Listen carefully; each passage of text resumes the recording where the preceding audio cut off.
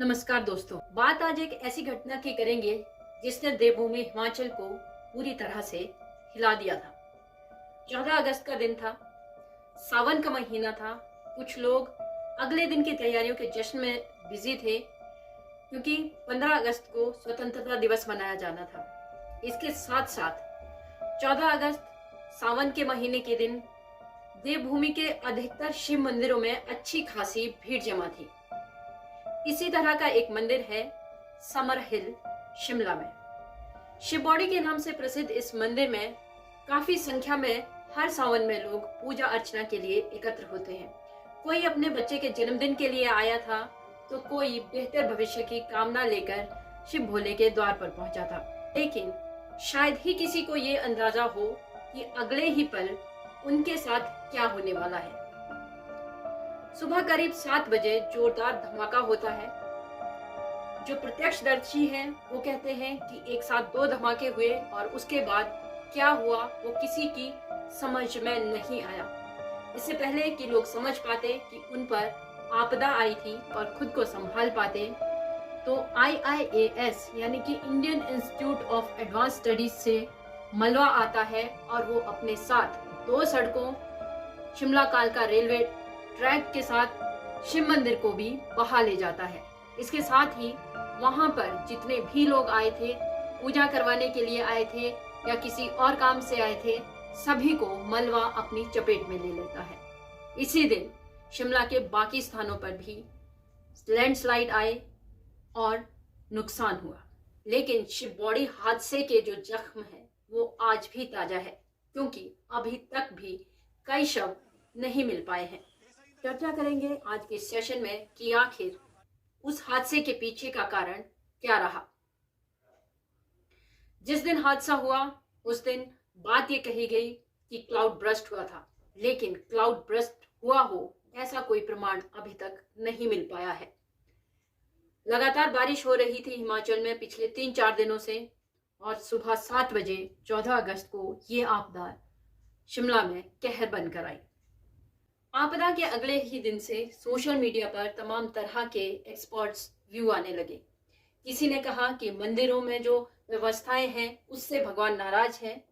ये भी कहा गया कि आज के दौर में पश्चिमी जो संस्कृति है उसको अपनाकर जो मंदिरों में जाया जा रहा है वो आपदा का कारण है, लेकिन आपदा का असली कारण अभी तक सामने नहीं आ पाया।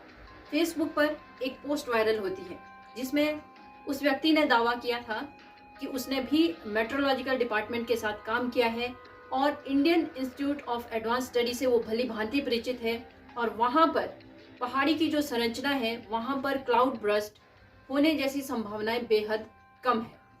इसके साथ ही साथ दावा यह किया गया कि हो ना हो जो आपदा आई है उसकी जड़, उसका कारण कहीं ना कहीं IIAS में ही छिपा है।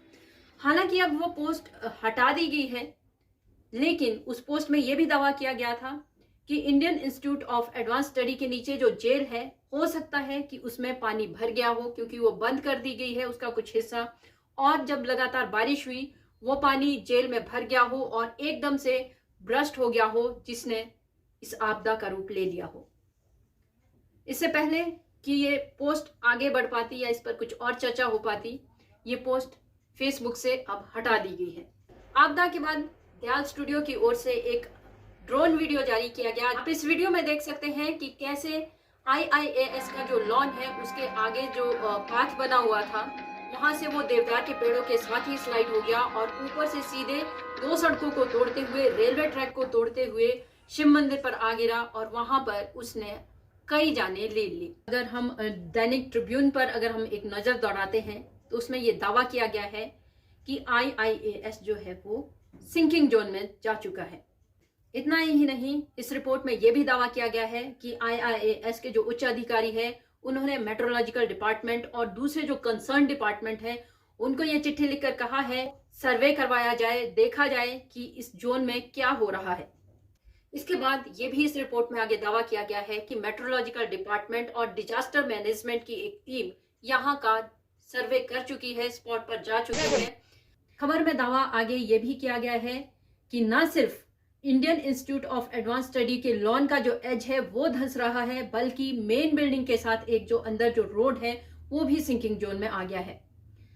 इसलिए जो अंदर का जो पानी है, जो ड्रेनेज सिस्टम है, उसको डाइवर्ट कर दिया गया है ताकि वो सिंकिंग जोन की तरफ ना जाए और कोई बड़ी आपदा ना आए। हालांकि अभी तक कोई रिपोर्ट ऐसी सामने नहीं आई है जिसमें इस खबर की पुष्टि की गई हो या इस सूचना की पुष्टि की गई हो या कहा गया हो कि पानी कैसे आया था, लेकिन इस बात का भी कोई प्रमाण अभी तक नहीं है कि वहां पर कोई क्लाउड बर्स्ट हुआ था, क्योंकि आज तक कभी भी उस जोन में इतनी भारी बारिश ना तो हुई है और ना ही इस तरह की कोई बड़ी घटना सामने आई है। हालांकि छुटपुट लैंडस्लाइड्स की घटनाएं होती रही हैं। जब भी सड़क बनती है, खुदाई होती है, तो छुटपुट लैंडस्लाइड की घटनाएं सामने आती है। लेकिन अब इस रिपोर्ट के बाद ये सवाल बड़ा हो गया है कि आखिर Indian institute of advance study में उस दिन ऐसा क्या हुआ था जिसने इतनी जानें ले ली और इतना भारी नुकसान प्रदेश को उठाना पड़ा। इस रिपोर्ट को लेकर जो भी सामने आएगा वो हम आपको अपने अगले सेशन में बताएंगे, जैसे ही ये रिपोर्ट ओपन होगी या जैसे ही कोई तथ्य इसमें सामने आता है। फिलहाल स्थिति ये है कि अभी भी शिव बॉडी में जो है वो शवों का निकालना जारी है। ये शव बहुत ही क्षत विक्षित स्थिति में मिल रहे हैं। एनडीआरएफ की टीम अभी भी काम कर रही है। जो लोग आपदा के पहले दिन अपने के सुरक्षित होने की दुआएं मांग रहे थे, अब वो केवल ये दुआएं मांग रहे हैं कि कम से कम शव तो उन्हें मिल जाए। इसके बाद शिमला में आपदा का क्या कारण है, क्या सरकार सुधरने वाली है, क्या सरकारें निर्माण को लेकर सुधरने वाली है और क्या एनजीटी इसमें कोई बड़ा रोल प्ले करने वाली है, इस पर भी हम जल्द ही आपके लिए एक सेशन लेकर आएंगे और आपको बताएंगे कि बात बात पर नियमों का हवाला देने वाली सरकारें और तमाम तरह के कानूनों की बात करने वाली सरकारों का आखिर सच क्या है और कैसे एनजीटी के खिलाफ सरकारें सुप्रीम कोर्ट तक जा पहुंची है ताकि हिमाचल में, खासकर शिमला में जो है वो निर्माण को ना रोका जा सके। जबकि आपदा के बाद ये साफ जाहिर है कि हिमाचल में जो खास शहर है जिसमें शिमला भी शामिल है वो कंक्रीट के जंगल बन चुके हैं और आने वाले समय में आपदा और बड़ी हो सकती है। हालांकि मुख्यमंत्री की ओर से कई तरह के बयान जारी किए गए हैं, जांच करने की बात कही गई है और नियमों को और कड़ा करने की बात कही गई है और निर्माण पर रोक लगाने की भी बात की गई है, मिट्टी जांच की बात की गई है। लेकिन इन सब के पीछे आखिरकार सच क्या है और कैसे सरकारें पिछले दरवाजे से निर्माण को जो है बढ़ावा देती हैं और कैसे नगर निगम के तहत नियमों के साथ खेल खिलवाड़ किया जाता है, इन सब की जानकारी हम आपको देंगे अपने अगले सेशन में। अगला सेशन देखने के लिए आप हमारे YouTube चैनल स्टडी नॉइसेस को सब्सक्राइब कीजिए, शेयर कीजिए। और एक सूचना हम आपको यहाँ पर देना चाहते हैं, अगर आप हिमाचल के किसी एग्जाम की तैयारी कर रहे हैं तो उसके लिए भी हमने अलग अलग सेशन बना रखे हैं जो कि आप हमारी प्लेलिस्ट में जाकर देख सकते हैं और अपने एग्जाम की तैयारी कर सकते हैं।